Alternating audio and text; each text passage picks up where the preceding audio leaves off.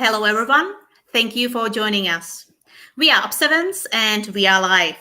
Welcome to our free virtual enterprise summit. Hello, Charlie. Hi, James. I would like to introduce you my amazing, really appreciated colleagues, James Sawyer. Hi, James. Hi, Veronica. Thank you. Thank you. And also, hi, Chadi Laff. Chadi Laff is based in Aberdeen, and he's going to present the summit today. So, hi, Chadi. Hi, Veronica. Great to be here again, and great to see everyone. Thank you, too. So just before we start, I would like to give you a bit overview. I'm based in the Czech Republic. I'm in charge of European training, so feel free to contact me anytime. If you have any questions, any notes, any interest, we are more than happy to help you and build any kind of PD training or enterprise training for you, your staff, your friends, colleagues, just anyone. I would like to mention that James is based in Bangkok. James is in charge of Asia, Middle East, and Africa. So if you have any interest for that regions, please contact him, and he will help you definitely. Thanks, Veronica. So. The summit topic is going to be supporting admins with one-to-one Chrome device deployments. And as I mentioned before, it's going to be run by Chadi and James. What I would like to mention and really what we really appreciate is such a great cooperation with our great partner, Acer. Thanks to Acer, we are able to run these summits for free. We really recommend their devices. We are huge fans. We are users, and so feel free to buy them, use them, and contact us anytime. Also, you can find the link. Feel free to submit this survey. You have a chance to win a free ticket for our upcoming events. So definitely feel free to use it. What's really great opportunity for you, if you haven't tried it yet, feel free to contact us and get 60-day trial of Google Workspace Education Plus. We are a Google partner. We are more than happy to provide you more details, support, sell licenses, just anything for this topic. Maybe James, would you like to add any other notes to that, what I didn't mention? Yeah, absolutely. So Education Plus is a premium, everybody probably knows it's a premium feature set of Google Workspace. So Google Workspace fundamentals exists, will always exist, and that is free for schools. There are some updated features which are coming to Education Plus. We've talked about them in previous summits, but if you want to know more about those features, contact Veronica, myself, or even Charlie, and we can walk you through that. Predominantly, a lot of the features now that schools are looking at are the security features for admins. And I know we've talked about this before with Charlie. There's a security dashboard now. You get a lot more control and visibility about things happening in your domain. But anyway, the best way to check out those features is obviously to get a trial. It's a 60-day trial for 50 users. Just go ahead and contact us and we can get you set up. Thank you, James. And now it's the important thing. James, I already mentioned a few words, but would you like to tell everyone something more, like any additional details, your background or anything important we should know? I have known you well, but maybe other people haven't had a chance to meet you before. So yeah, quick intro. I have been a Google admin for a school for nearly 10 years now. Prior to that, I was a Moodle administrator. Some of you may be familiar with Moodle. Well, I can assure you Google is far, far easier to administer than the Moodle is. Recently, we've been running Google admin courses with Apps Events, in addition to all of the educator courses as well. This session is really focused on admin. So maybe it's not the IT director that needs upskilling, but perhaps people in his team, the IT technicians on the team need upskilling. Please feel free to contact us, and we can set up some custom training for schools. Charlie is the real expert here. So Charlie, over to you. Quick intro, please. That's no pressure at all there, James. But yeah, so anything goes wrong, it's on Charlie. Yeah, absolutely.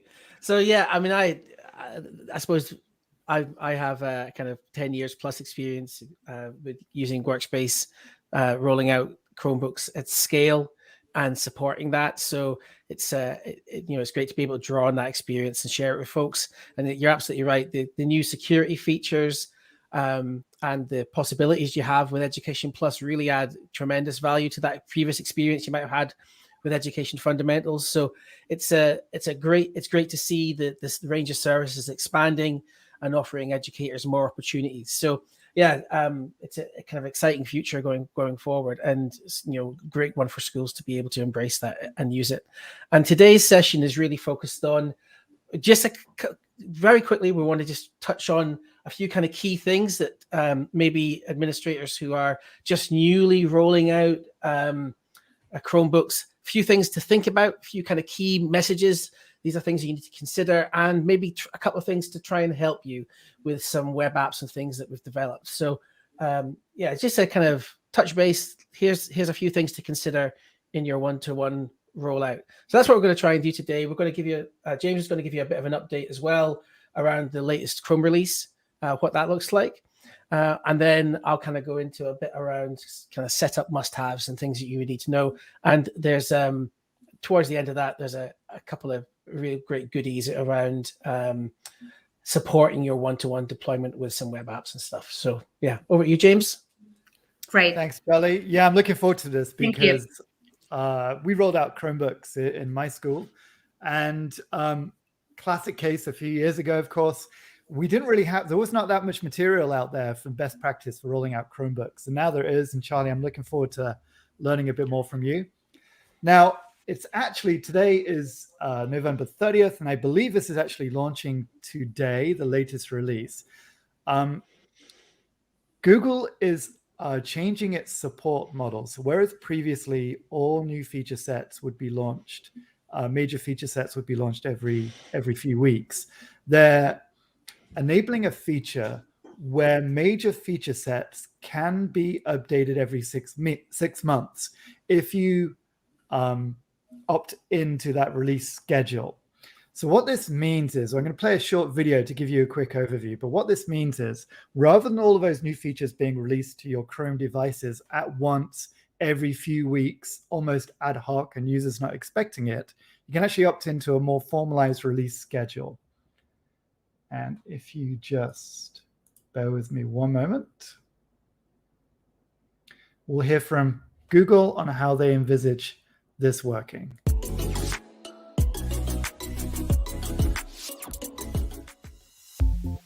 For over a decade, Chrome OS has delivered new milestone releases every 6 weeks, providing users and IT with a secure, speedy, and stable experience through the stable channel. From M96, Chrome OS will start to deliver new milestone releases every 4 weeks.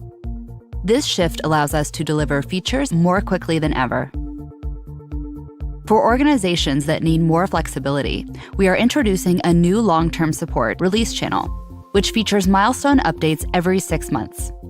Organizations who opt in to long-term support will continue to receive security updates for maximum device protection. To apply these settings, from the Google Admin homepage, select Devices, Chrome, Settings, Device. In the Organizational Unit menu on the left, select the organizational unit that you want to apply the settings to.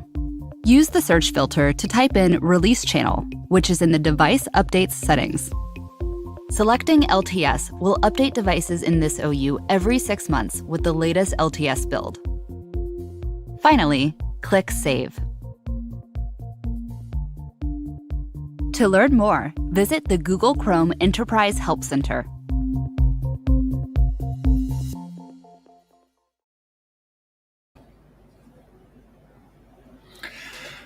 Okay, so there's a quick video from Google, and obviously they featured the admin console there. Where this is really important is rather than users suddenly being surprised about a change in perhaps a menu item, or perhaps there are critical devices that you have on your network that you have within the school, without that suddenly changing, people are going to be more able to expect those changes every 6 months. I'm particularly thinking about two sets of devices. One could be unattended kiosk devices. So if a school has a kiosk device for information at the front of a school, for example, you may want to have that on a scheduled release, or even devices which are used for online assessment. Perhaps you're using secure testing on Chromebooks. You might just want to have a more visibility on the updates that are going through to those devices. So it's a pretty big release, and I think it's being released today. The admin console options will be there, and it'd be interesting to see how those work out. Charlie, have you got any more thoughts on that? Because you've rolled out obviously fleets of devices. I think you're updated. Yeah, I think it's giving folks that stability is great. I also think if you're working in an environment where you have some pressures on your networking and regularly rolling out updates, even though you can span updates, you can actually release some of that pressure by moving some of your devices to this channel. I think it's got some at scale. It's got some real attractive features to it. So I'll certainly be considering adding quite a number of our devices to that stable channel.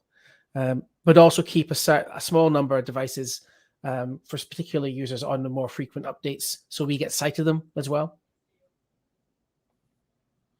Great, and that's really the major release for this month. I think we'll come back. I'm just thinking the date of our next Enterprise Summit. I'm looking at the calendar. It might be the end of December. It might be early January when we talk about the next updates. Yeah. Grand. So I think, James, maybe just move us on and we'll talk about just kind of some setup must-haves and a few just things for folks to consider in terms of device settings when you're rolling out Chromebooks. So the whole point here is that we just want to flag up, hey, admins, have you thought about this? Have you thought about doing these things? Were you aware of some of these settings in the admin console? Because there's lots and lots of settings in there. And if you're not really experienced at rolling out Chromebooks, or you're not hugely familiar with it, then there's an opportunity here just to get a few headlines to say, hey, what about these particular settings? So if we go on to the next slide, and we'll look at kind of device settings of what we can set up there. So in your device settings, one of the things I always say to folks, well, you should have your Chromebooks managed. So you should have the education Chrome upgrade. So you should be able to manage your Chromebook devices. And with that management, one of the things that's really important to set up is just ensure that you have the force join if the device is wiped. So what this does is you have a device, and if you're rolling devices out at whatever scale, things can go wrong. Devices can go missing. They can be stolen. They can end up where they shouldn't be just by being left somewhere. And then what could happen is that device, somebody tries to wipe it, so they do the hardware reset on the device. And if you have this setting enabled, and you should absolutely have this setting enabled for managed Chromebooks, what will happen as soon as that device connects again to the internet, it will re-enroll in your domain and you get back control of that device. And that means that when you get back control of that device, you can put things like, you can put a message on the screen to say, please return that device. So that's a really important setting just to have set up in your admin console for all your managed Chrome devices, because it gives you that extra security. And it's also a bit of a disincentive for anyone who wants to try and use your devices and, take them away and use them elsewhere, because they can't use that device. If you've got some other settings that we'll talk about in just a minute, things like locking the sign-ins to your domain, if you've got that combination, then that device is rendered useless for people who are not within your Google Workspace domain. Okay, so it's just to get you a sight of that. Some of the things that are also there in terms of device settings that we'll maybe just touch on in a second. Yeah, let's go to the next slide and we'll just talk about the device return instructions. So if your device is missing, you can just set up a quick reminder, please return it. is kind of default one, but you can set up a reminder. Hey, call this number to return this device. Let us know where this device is, and we'll come and collect it. Whatever message you want to put up, you can stick that onto the device, and make folks aware of what they need to do in terms of returning that. Okay, and then if we go to the next slide, we'll have a little look at guest mode and sign-in restrictions. So guest mode, if you're in an education deployment, you'll have different use cases, but generally for pupils, you probably want to disable guest mode so that they're just signing in with their Workspace accounts to use them. And then when they sign in, you probably have a main domain that you use. And whatever that main domain is, you should have that listed so that it will auto-complete in the admin console. And there's a screenshot there of what that will look like. And then we can restrict sign-ins to particular domains. So you can have a list of domains that your users can sign in with. So I've got 3 or 4 domains on the domain that I manage, and all of those are listed in here so that there's a restriction on who can sign in. So you can't sign into one of our managed Chromebooks with a consumer Google account. That won't work. You have to use one of our domain accounts in order to be able to sign in. So that restriction, together with the force enroll that you saw earlier, gives you that kind of control over who can sign into your devices and make use of them. And we'll go on to the next slide, and we'll talk a little bit about the update settings. So this is one that's a true story. I know of a local authority, kind of school district, who hadn't switched this on, had deployed quite a few thousand Chromebooks to a school, and when the update came, they crashed their network. Why did they crash their network? Because all their devices were trying to update at the same time. And so it's important to pay attention to this setting, because the update system within Chrome is actually it's brilliant, because there are 2 copies of the OS on the device. It updates in the background while you're using the device. And here in the admin console, of course, you can scatter those updates across a number of days. So rather than them all trying to update on the first day of release, what you can do is span those updates across a number of days. I think I've got mine currently set to span across 14 days. So 14 days puts less pressure on my network, and it will download those updates seamlessly in the background on those devices when they're being used, won't interfere with the user's experience. And when the device is restarted, once the update is downloaded, they just update with no problem. So it's the right thing to do, is to make sure you go and have a look at here as an admin, and probably just increase that time scale depending on your network capabilities for your devices. So it's important as an admin to pay attention to that one. And it's one that I know that quite a number of folks often miss in terms of that ability to update devices. Okay. Charlie? Yeah. Yeah, a quick question on that one. You mentioned that you span updates over 14 days. How many devices in that scenario are you looking at? I'm looking at 20,000 devices across 61 different sites. So I'm spanning those updates across that, really just to minimize the network impact. And because that it means that we're going to see less network traffic across the network as a whole, because not all those devices are being used all at the same time, but it just spans it out in a way that's manageable. And I found 14 days gives us the kind of best results to ensure devices get updated, but also minimizing that impact on network. Yeah. Great, thanks. So you would say, I mean, if we're looking at maybe 1,000 to 2,000 devices on one network, 14 days would be a good sort of best practice on that? Yeah, I mean, I think so, because you're not, your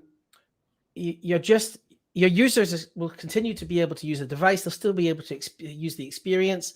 So I think, yeah, spanning it across that 14-day period, it seems to work well, and minimizes that impact. Yeah, awesome. I'll go with 14 days.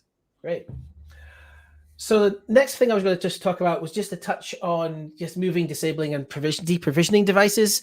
So a couple of things here, just to let admins know, is that the license that you have with your device in some scenarios can carry on. So the Chrome management license, the education management upgrade that you get with the Chrome device, in some scenarios that can be continued, and some scenarios that license finishes with the device. So it's worthwhile understanding what that looks like. So if you've got a device that arrives with you, it's dead on arrival, and you're replacing that with another device, then that's a scenario where you wouldn't need another management upgrade. You would just be able to continue with the license that you purchased for the previous device while you get it replaced, because you're replacing it with the same. So if you're in that scenario, you would deprovision the device, but say you're making a replacement of it. And that can carry on with some devices when if you have devices that fail within warranty and such, you can still continue to move those devices over, and those licenses can move over to the replacement device. So it's important to remember that and think about that. So just to highlight that for folks, if we just pop it to the next slide, we can just see what that might look like. So if you are deprovisioning a device and taking it out, you get a chance to say why you're taking it out. So it's important here that you just reflect on what your scenario is for when you're deprovisioning that device. And if you're replacing it, if you're taking a device and replacing it with the same type, that's the same model replacement, and then you could, you'd have that ability to transfer that management upgrade. Okay, let's move on to have a little look at user settings. And what I've got here on the next slide is just really a set of key user settings. And just while we're just rolling that on, just to say that within Chrome Workspace management of devices, you really got two sets of settings. You have device settings, which you can set up on a device because you have the Chrome management upgrade, the education management upgrade rather. Because you've got that upgrade, you can manage the device. And that means you can manage the device policies. And device policies are just that. They're about the specification and use of the device and what you do with it. And there are user policies. Now, user policies come through your Google Workspace license. So if you're using Google Workspace, the settings that you put in place for users, they follow the user and not the device. So when you're setting up a one-to-one deployment of Chromebooks, you need to think about both device settings and user settings. And the user settings will also affect that user's experience, not just on Chrome devices, but also in Chrome browser and such. So just thinking about a secure setup for users, just a few things here that I've listed for you to think about. One is, do you want to allow an incognito mode? Issue with incognito is, of course, that you can switch to have web traffic that's not in the history and not visible in that history. So that's one thing you want to consider. And also whether you allow users to clear their browser history or not. So that's one thing. You just consider what's the right thing and wrong thing to do here in your particular context. You do want to set up the lock screen on sleep. So how long that will take when you're setting up the user account. How long does it take when their user signed in for that to go to sleep? And ephemeral mode, well, ephemeral mode, what it does, it clears the data off the Chromebook when the user signs out. So all the apps they've downloaded, all the data they've downloaded while they've been working, everything about their profile is removed from that Chromebook when the user signs out. Now, I don't enforce this setting on Chromebooks for two reasons. The first one is that if a user's profile is already on the device, they can sign into that device and work offline. And they'll be able to sign in faster, and it won't download their profile and all their apps again every time they sign into the device. Now, if you are in a multi-user Chromebook scenario where which part of my deployment is, then you'll have lots and lots of people, lots of students signing into their Chromebooks at different times. They'll be picking up a Chromebook, grab and go, pick up a Chromebook, sign into it, then sign into another one. And over time, the storage in those Chromebooks fills up with all the profiles of those students over time. And that's where I do use ephemeral mode. So what happens is that every 6 months, I switch from not enforcing ephemeral mode to enforcing it for a week. And I do it every 6 months. And that has the impact that what it does is it clears out all those profiles that have built up on the Chromebooks over time, and it clears them out, and then I switch it back to not being enforced. So that ephemeral mode, switching it on twice a year, clears out all that storage on devices, means that I don't get any errors for device storage being full which you can get if you don't clear it out. And it means that the users don't know what's changing. They don't see any impact in that, but it just affects the amount of storage that's being used for profiles on the devices. So ephemeral mode is useful for that purpose. And if you want to add extra security about not having any user data on any devices once they're signed off, you can enforce that. But remember, Chrome OS encrypts all the data. The data between users is all compartmentalized, so one user can't read another's data, and it's all encrypted. So the risk there is pretty minimal, if there's any risk at all. Okay, Google online login frequency. This is one to think about. You can, if you're always going to be connected, you might just say you have to sign in online all the time. But if you want to give users the ability to work offline, you probably want to change this to 2, 3, 4, 7 days, whichever it is. What is it? It just means that the device has to go and speak to Google when you sign in. Rather than the device just signing in locally, it means it has to go online and check in. Leak detection for credentials, you absolutely want to enable that because that's a kind of key cybersecurity, cyber resilience thing. It means that Google, as they're surfing the web, find all this information about leaked credentials, stuff in paste bin and stuff on 4chan forums or whatever.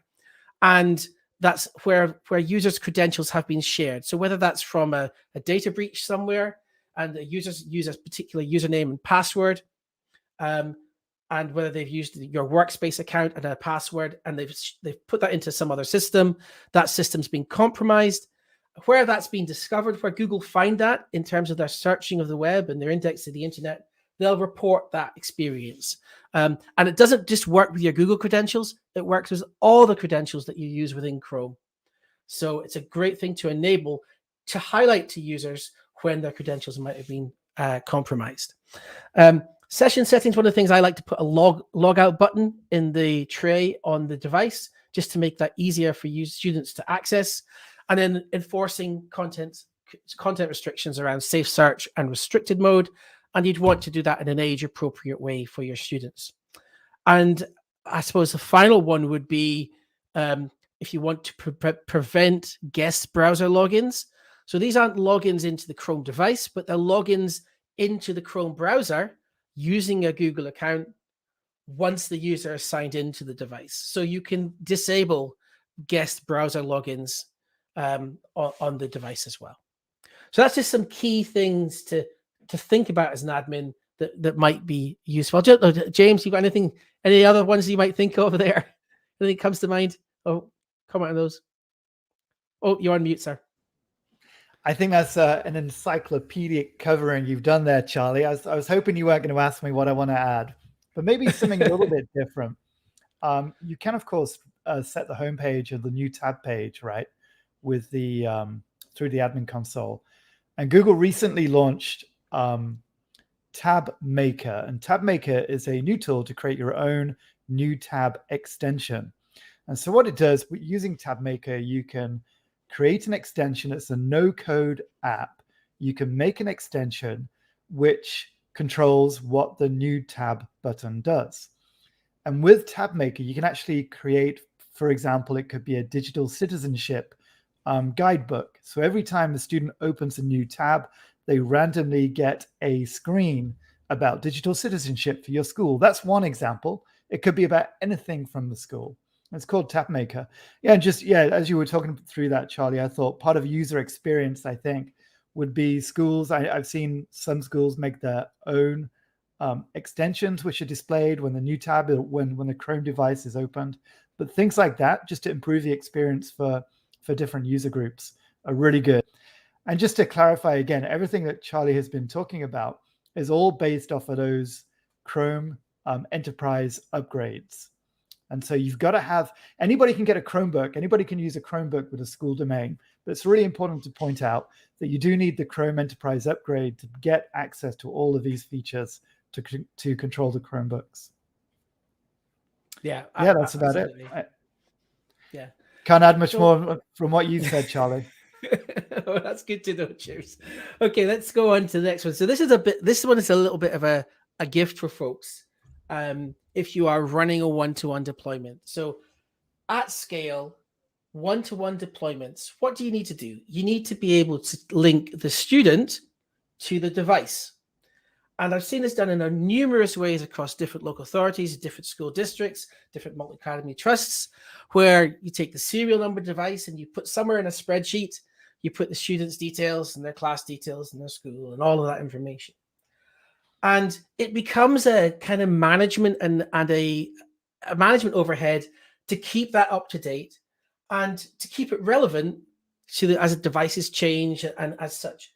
So, and of course, you're keeping that offline and separate from the admin console, which is probably your single point of truth in terms of your users, who your users are, and what your devices are, your serial numbers of your Chromebook devices.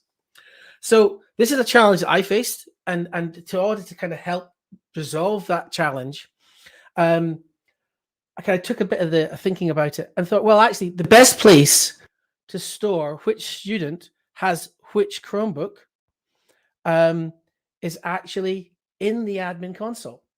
So that's linked there right with the device information. So on the admin console, you have a field for each Chromebook called annotated user. And normally this is the user account that's used to enterprise enroll that Chromebook. And that's what goes into that field. But it doesn't always have to be. And you can change it using the APIs. So what I've done, and it's in one of the videos that we've got on the Apps Events YouTube channel, is I've created a little web app that folks can have a look at. You can go in and see, I've got just a Google Doc with this script.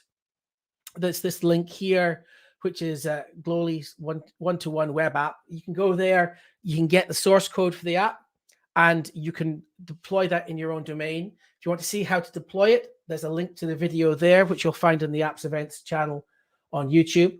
And you can use that app to empower your teachers, your classroom assistants, to link a serial number from a device that they're deploying in the class to a specific student's account. And not only does this let you type that information in, but it actually goes and verifies that that information is real and truthful on your domain before allowing you to update that Chromebook's record and add the student as the annotated user for that Chromebook. So it's a really neat way of recording one-to-one who has what Chromebook. And it also allows admins to delegate that task to classroom support folks, teachers, whoever, so that it can be done by folks who don't have access to the admin console. So it's a neat way of doing it and something you may want to have a look at. If we just go on to the next slide, we can have a little look at that. So it kind of looks like this. You see the domain, how it's all set up. There's a little message at the top. And then once you've put in the serial number and the student email address, you update the Chromebook record. And then that record is updated in the admin console with that student having that Chromebook. That's all very good.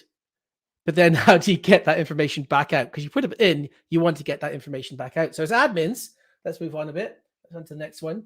We want to list out the devices. So you can list out in the admin console the devices. You can just go to your device list and you've got a download button there, and you can download a Google Sheet with the information about the devices. So that's one way to get your devices. And what you'll get then is you'll get all the serial numbers, but you'll also get all the annotated users as well. So you know which student has which device. But you can also get that out if you move on to the next one. You can also, if you use GAM. So GAM is a scripting language for Google administration.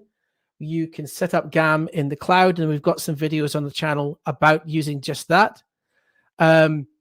So if you set up GAM, you can follow one of the videos we've done just to see how to do that. You can then print out a basic listing of all your Chrome OS devices. Or if you want to find the Chromebook for a specific user, you can run that query there, which is GAM print cross query, and then just user, and then whatever the username is that you're trying to find. So that is really in a nutshell today. We'll just move on to the next one. I think we're just there. Just say, if there's any questions, we can take those questions if there's anything that's come into. Okay, so can you comment on this selection of apps like grab and go environment? Okay, brilliant. So You can make apps available to guest sessions if you've got guests available. Remember, with apps, you also... Yeah, I think just to add a bit more context, I think Tom's referring to the case where you've got a series of apps which are installed with a profile. And every time all user data is deleted, of course, it's deleting all of those apps and then reinstalling them the next time the user signs in. Okay, so well, that's absolutely, I suppose that's very similar to the kind of scenario that I was saying. I don't think you need to enforce that ephemeral mode if you've got that deployed. I would take ephemeral mode off, so when the apps are deployed to the device, they'll stay on with that profile. Even in the grab and go situation, eventually, if you've got 20 students and a bus of 20 Chromebooks in the class, every now and again they're going to pick up the one they've already signed into. There's certainly enough room for 20 profiles on most Chromebooks for most students, so the students' profiles being on there should be okay. I would just go with that every 6 months, switch on the ephemeral mode and clear them out, but essentially let the apps remain on the devices. Hope that answers. I hope that's the right looking for. Yeah, I guess if it's only one or two apps, it wouldn't matter. Those could be deleted at the end of the session. But I guess if you got sort of 5 or 10, or depending on the size of them. Yeah, absolutely. It depends on what you're. Yeah, if you've got some really big applications that are coming down, you'll want to keep them cached. If it's two or three really lightweight things, then it's probably no big deal. Cool. Thank you, Tom. I hope that helps out.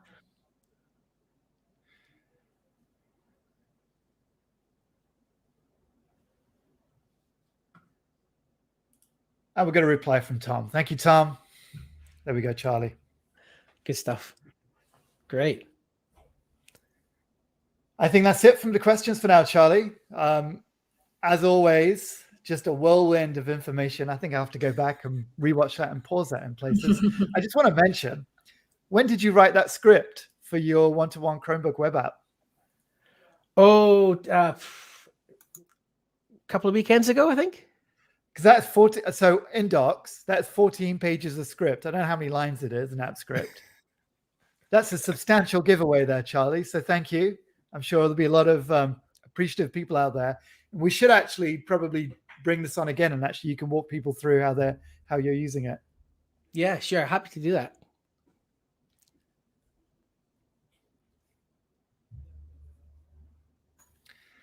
Great. So thank you so much, Charlie. Thank you so much, James. I really appreciate your presentation skills, your knowledge. And yes, I can see one more question from Tom. Let's bring it up. Yeah, sorry. James. Yes. Yeah, wireless casting to projectors. I'm sure this question comes up every few months when I speak to schools. It's still not perfect. There's no perfect solution out there. Charlie, what have you got? What have you been using? Yeah, I suppose what we've been, our journey is we've been using, tends to be we've been using kind of interactive panels that have a kind of Chrome casting ability within them. So we're able to cast to the panels. Projectors wise, we did experiment a wee while ago with trying to use the kind of consumer Chromecasts, but that didn't really work out satisfactorily for us. I don't know if there are projectors out there that probably have a casting ability built into them. There probably are, but I'm not aware of any myself. Yeah, I've gone through the same thing, to be honest. We've tried the consumer version. It's not quite stable enough when you've got many devices in the room, switching between devices as well. If anybody's watching this and knows a great solution, please submit it. Yeah, I'd love to hear a good solution for this as well. Yeah. The only one that I could think of that we did try that kind of worked pretty well, I think it was a piece of software called Squirrel or Squirrel 2 that set up the teacher's computer as essentially the device to receive the casts. And that tended to be pretty stable, and it supported a range of device types as well. So it wasn't just Chrome. It also worked with iOS devices, iPadOS and such. So that was one other solution that we used. Yeah, we did previously work with, we did use Google Cast for Education, and that worked, but it was deprecated in 2020, unfortunately. Thank you, Charlie. Thank you, Charlie. We have one more point from Kim. Hi, Kim, by the way. There is a note, Charlie, that's great stuff. This is great. And the question, if the link is going to be published anywhere. Yeah, so I think the link is already in the YouTube video that we've got, but I will just drop in the link to the code right now so that into the chat so folks can get it. Hopefully I can get in there and just add that in. Excellent.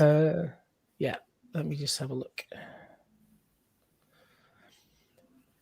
Yeah, I can't add that in just now, folks, but we'll get that added in into the thing. I'll just add that here. Hopefully one of my colleagues can post that in for me.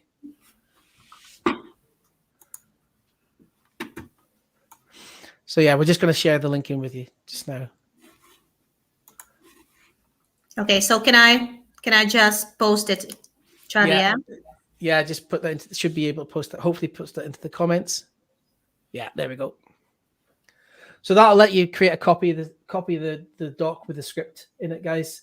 And all you need to do is, I mean, you'll want to check it out for your own security and such, but all you need to do is in the first line of the file called code.js, when you create that, all you've got to do is change the domain variable, change the domain variable and to your domain, and it will just work. So no worries.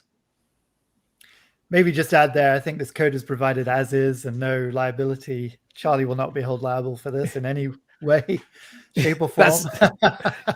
Absolutely. Use at your own risk, folks. Yes. I have full confidence that it's an amazing piece of code. However. Yeah, use at your own risk.